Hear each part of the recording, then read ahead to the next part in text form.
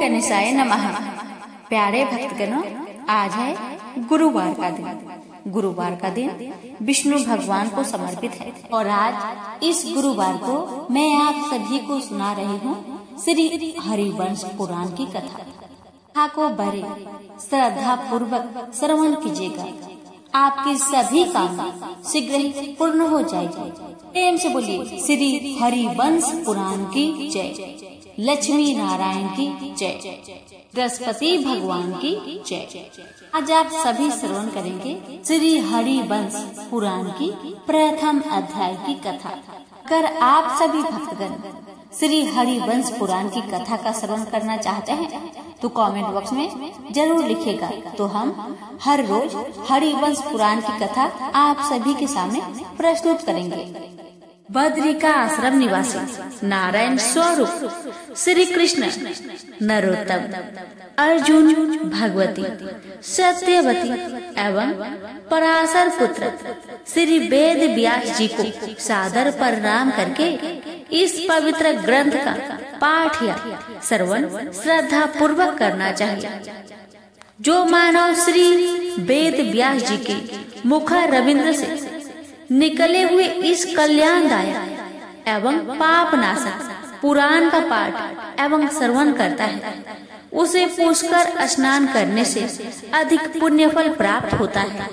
सूत जी ने कहा, माता सत्यवती के हृदय को आनंदित करने वाले ऋषि पराशर पुत्र श्री वेद व्यास जी की जय हो।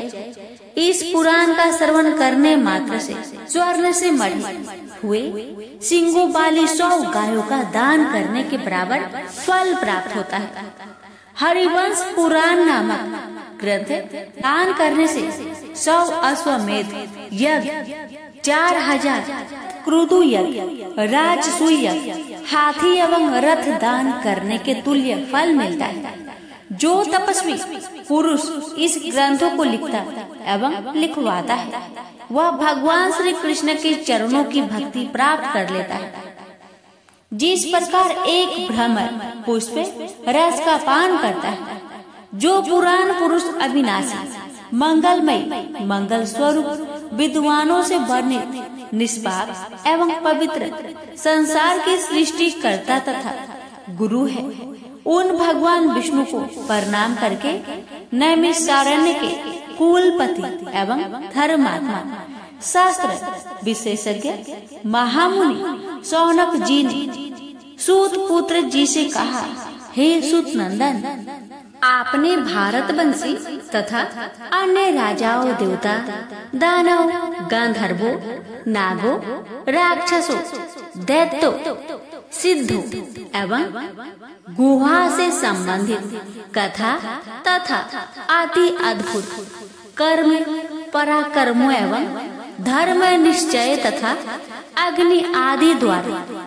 अयोनिज सृष्टि का एवं पुण्य और प्राचीन विषयों का जिस प्रकार अपनी मधुर वाणी द्वारा वर्णन किया है, इस प्रसंग को सुनकर मैं अमृत रूपी रस से तृप्त हो गया हूँ।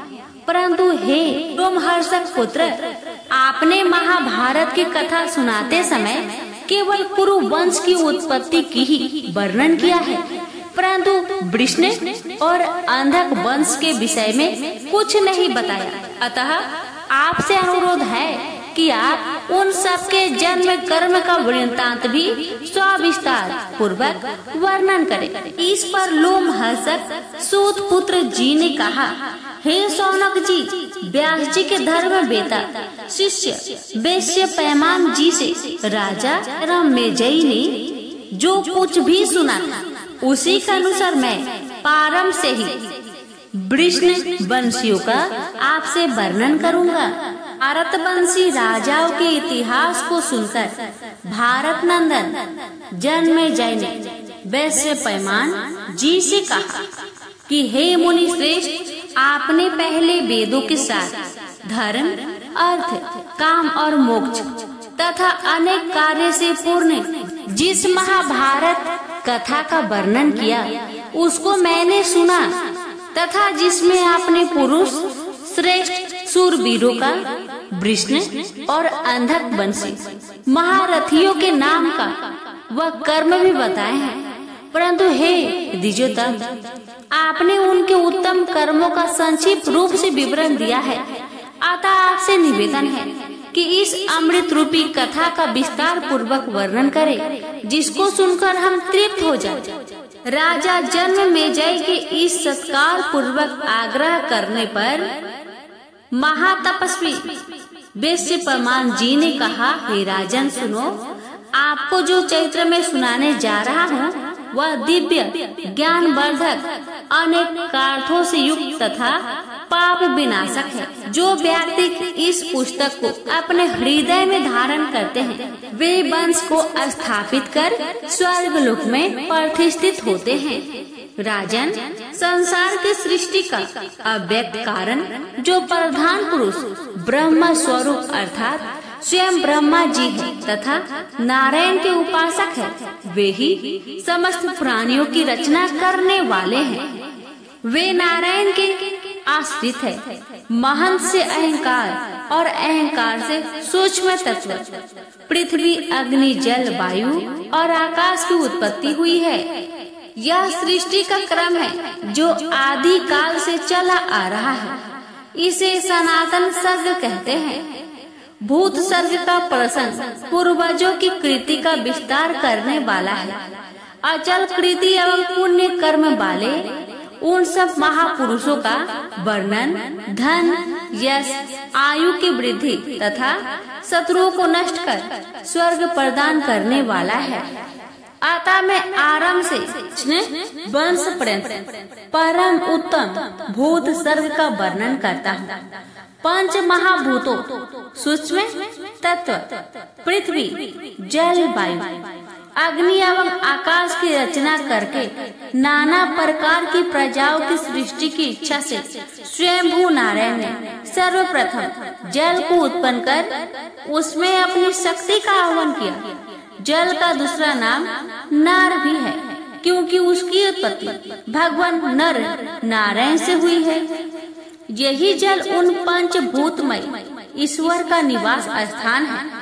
भगवान ने जल में जब अपनी शक्ति यानी वीर्य का आह्वान किया, तब उस शक्ति वीर्य का एक विशाल स्वर्णमयी अंडा बन गया। वह स्वर्णमयी अंडा 1 वर्ष तक उसी जल में पड़ा रहा। 1 वर्ष पश्चात उस अंडे के 2 खंड हुए। उस अंडे के एक खंड से पृथ्वी तथा दूसरे खंड से स्वर्ग की रचना की गई। इन दोनों खंडों के मध्य ब्रह्मा जी ने आकाश की रचना की। जल के ऊपर पृथ्वी को स्थापित कर सूर्य एवं 10 दिशाओं को स्थित किया। इस प्रकार इस ब्रह्मांड का निर्माण हुआ। पुनः इसी ब्रह्मांड के भीतर ही उन्होंने काल, मन, वाणी, लोभ, मोह रहित आदि के भाव को उत्पन्न किया। इन्हीं भावों के अनुरूप सृष्टि पैदा करने के लिए सप्त ऋषियों मरीच, अत्रि, अंगिरा, पुलह, क्रतु, पुलस्त्य तथा महातेजस्वी वशिष्ठ की रचना की। ये सप्त ऋषि ब्रह्मा जी के हृदय से उत्पन्न हुए थे। फिर क्रोध से रुद्र की रचना की। तत्पश्चात पूर्वजों के पूर्वज 4 निश्चित ब्रह्मचारी सनत, सनातन, सनत नंदन और सनत कुमार की उत्पत्ति की, परंतु इन्होंने सृष्टि रचने से इनकार कर दिया तथा ये चारों 4 दिशाओं में चले गए।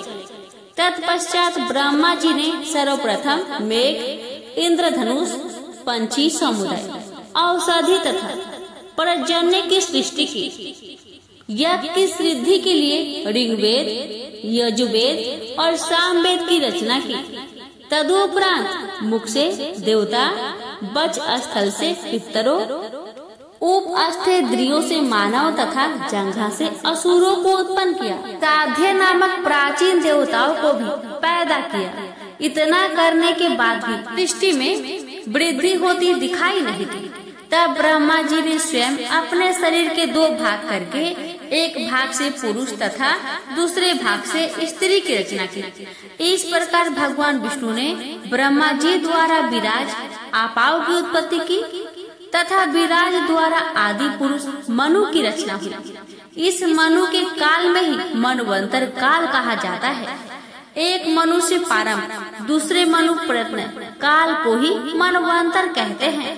अतः यह सृष्टि नारायण की सृष्टि अयोनिजा कहलाती है। इस आदि सर्ग प्रारंभिक सृष्टि को जानकर मनुष्य आयुष्मान कृतिमान तथा शास्त्रज्ञ होकर उत्तम गति को प्राप्त करता है। प्रेम से बोलिए लक्ष्मी नारायण की जय।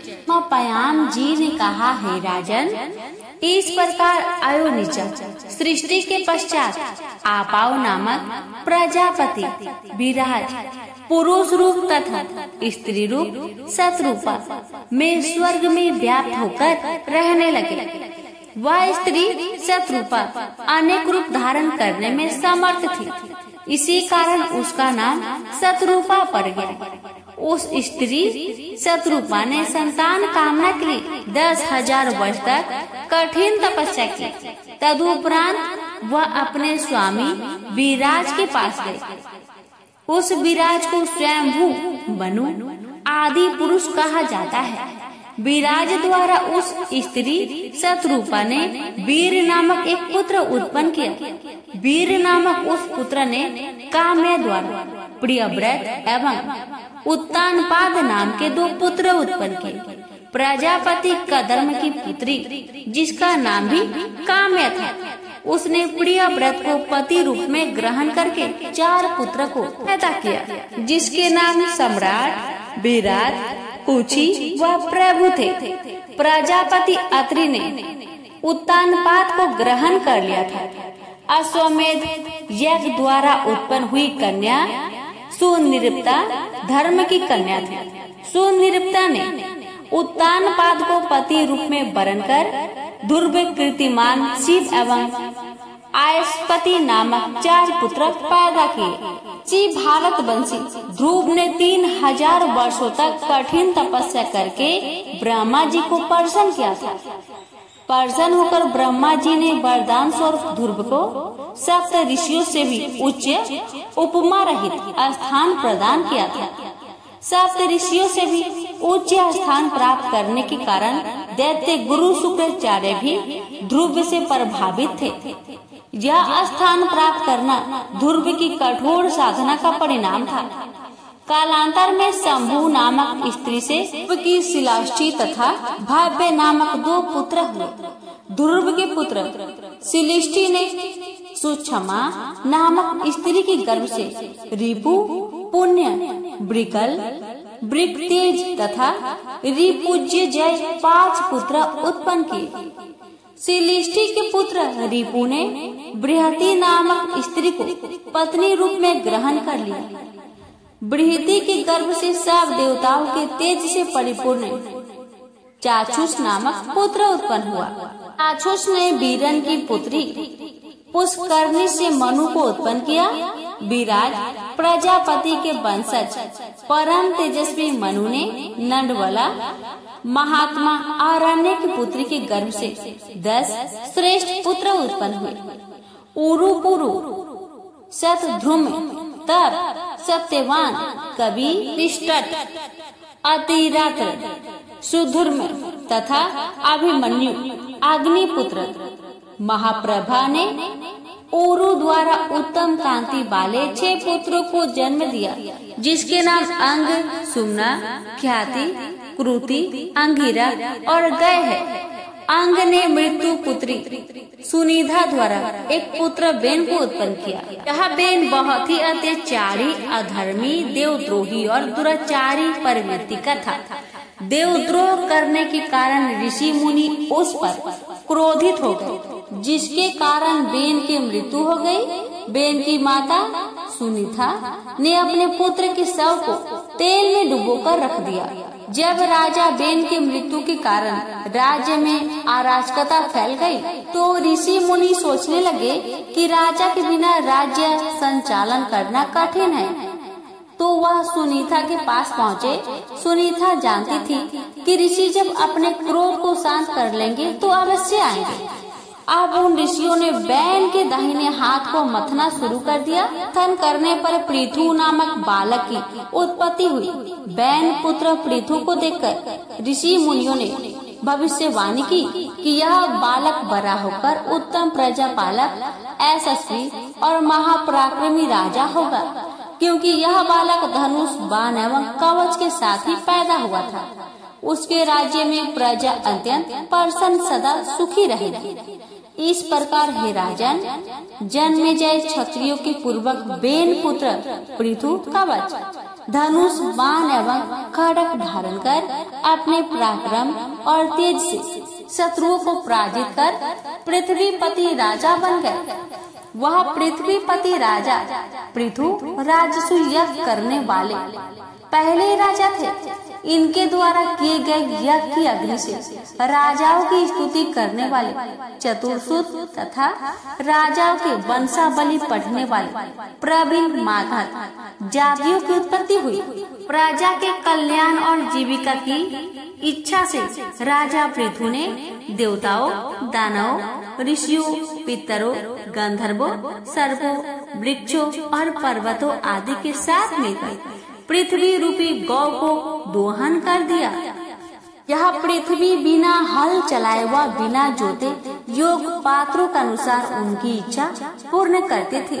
जब पृथु को अंतर्दी और पालित नामक दो धर्म के पुत्र हुए। अंतर्दी से शिखांडिनी ने हरविधान नामक एक पुत्र उत्पन्न किया। हरविधान ने अग्निपुत्री घिष्णा से प्राचीन वरही, शुक्ल गए, कृष्णा, वज्र और अजित नामक 6 पुत्र उत्पन्न किए। प्राचीन वरही अपने पिता हरविधान से भी ज्यादा महाप्रतापी व महापराक्रमी राजा हुए तथा कुशल प्रजापालक बने। हे राजन, उनके कारण ही यज्ञ करते समय कुशों को अग्नि की ओर करके रखे जाने की परंपरा का शुभ आरंभ हुआ। अतः उनको भगवान प्राचीन व्रही नाम से सुशोभित किया गया। प्राचीन व्रही ने कठोर तपस्या करने के पश्चात समुद्र पुत्री स्वर्णा से विवाह किया। भगवान प्राचीन व्रही ने समुद्र पुत्री स्वर्णा के रूप गुण, आचार, विचार, धर्मात्मा वह धनुर्विद्या में निपुण एक समान 10 पुत्र उत्पन्न किए। इन 10 पुत्र को प्रचेता एक ही नाम दिया गया।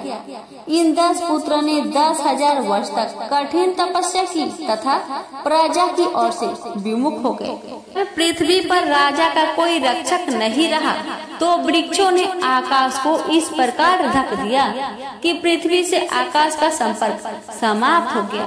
पृथ्वी उष्मा, प्रकाश और वायु रहित हो गई थी। इसके कारण प्रजा नष्ट होने लगी। जब प्रचेताओं को अपने दिव्य चक्षु ज्ञान से ज्ञान हुआ कि प्रजा नष्ट होने लगी तो उन्होंने क्रोधित होकर अपने मुख से अग्नि और वायु को प्रकट किया। वायु की वेग से वृक्ष उखड़कर धराशायी होकर सूख गए और अग्नि ने उन वृक्षों को जलाकर भस्म कर दिया। वृक्षों के जलने पर कुछ वृक्ष तो शेष बचे थे। उन वृक्षों के राजा शुभ ने प्रचेताओं से विनती की कि हे प्राचीन रही समर्थ पुत्रों, आपने क्रोध रूपी अग्नि और इस वायु को शांत करो, क्योंकि आपके क्रोध रूपी अग्नि और वायु से पृथ्वी वृक्ष रहित हो जाएगी। यह मरीषा नाम की कन्या है, जिसे मैंने भविष्य को ध्यान में रखकर जो वृक्षों के वीर्य से रची गई है, इसे अपने गर्भ में स्थापित कर लिया। अतः सोमवंश वृक्षों की वृद्धि करने वाली इस कन्या को आप पत्नी रूप में ग्रहण करो। तुम्हारे तप और मेरी तपस्या हम दोनों के आधे आधे भाग के द्वारा इस कन्या से एक पुत्र उत्पन्न होगा, जिसका नाम दक्ष प्रजापति होगा। तुम्हारा तप रूपी अग्नि से अग्नि के समान प्रतापी प्रजापति दक्ष जलती हुई इस पृथ्वी पर फिर से रचना करेगा। इस प्रकार परिचेताओं ने क्रोध को शांत कर धर्मानुसार मरीषा को पत्नी रूप में स्वीकार किया। तत्पश्चात परिचेताओं ने अपने मन में मरीषा में अपने गर्भ को स्थापित कर दिया। इस प्रकार चंद्रमा के अंश मन से परिचिताओं द्वारा महातेजस्वी दक्ष प्रजापति के पुनः उत्पत्ति हुई। इस प्रकार जन्मेजय दक्ष प्रजापति ने सोमवश चंद्रमा के वंश की वृद्धि के लिए चर अचर 2 पैर वाले जीव जंतु तथा 4 पैर वाली रचने योग्य प्राणियों की सृष्टि के लिए मन से विचार कर 60 कन्याएं उत्पन्न की। उन 60 कन्याओं में से कन्याओं का धर्म से, 13 कन्याओं का कश्यप से, 27 कन्याओं का चंद्रमा से, 4 कन्याओं का अरिष्ट नेमि, 2 कन्याओं का भृगुपुत्र, 2 कन्याओं का कुशव को तथा 2 अंगिरस को पानी ग्रहण करवा दिया। इस प्रकार इन सभी कन्याओं ने देवता, दानव, गंधर्व, पंछी, सर्प, गौवे, अप्सराएं तथा अन्य जातियों के प्राणियों की रचना की, जिनका सविस्तार वर्णन में आगे चलकर करूँगा। इस प्रकार में मैथुनी सृष्टि का स्त्री पुरुष संसर्ग प्रारंभ हुआ। इससे पूर्व की सृष्टि संकल्प, दर्शन, स्पर्श अथवा आह्वान करके की जाती है। यह सुनकर जन्मेजय जी ने ऐसे पमान जी से प्रश्न किया कि हे मुने, आपने पहले भी गंधर्व, नाग, राक्षस तथा महात्मा दक्ष की उत्पत्ति का वर्णन किया था। वह आपने बताया था कि ब्रह्मा जी के दाहिने अंगूठे से दक्ष प्रजापति तथा बाएं अंगूठे से दक्ष की पत्नी की उत्पत्ति हुई थी। फिर महातपस्वी दक्ष परिचिताओं के पुत्र कैसे बन गए तथा सोम के नाती दक्ष के ससुर कैसे हुए? कृपया इस संदेह को स्पष्ट करिए। वैसे पमान जी ने बोले कि हे राजन, जन्म और मृत्यु समस्त प्राणियों के लिए स्वाभाविक है, परंतु इस विषय से विद्वान पुरुषों को कोई मोह नहीं होता। वे इस विषय से परे होते हैं, न इनमें कोई बड़े छोटे का भेद होता है। वो बल ही इसमें प्रमुख कारण होता है। यही कारण है बड़े और छोटे का संबंध निश्चित करता है। अतः दक्ष प्रजापति द्वारा रचित इस सृष्टि के तत्व को जो प्राणी जान लेता है, वह संतानवान होकर तथा विपत्तियों को पराजित कर स्वर्ग लोक में आनंदित होता है। प्रेम से बोलिए श्री लक्ष्मी नारायण की जय।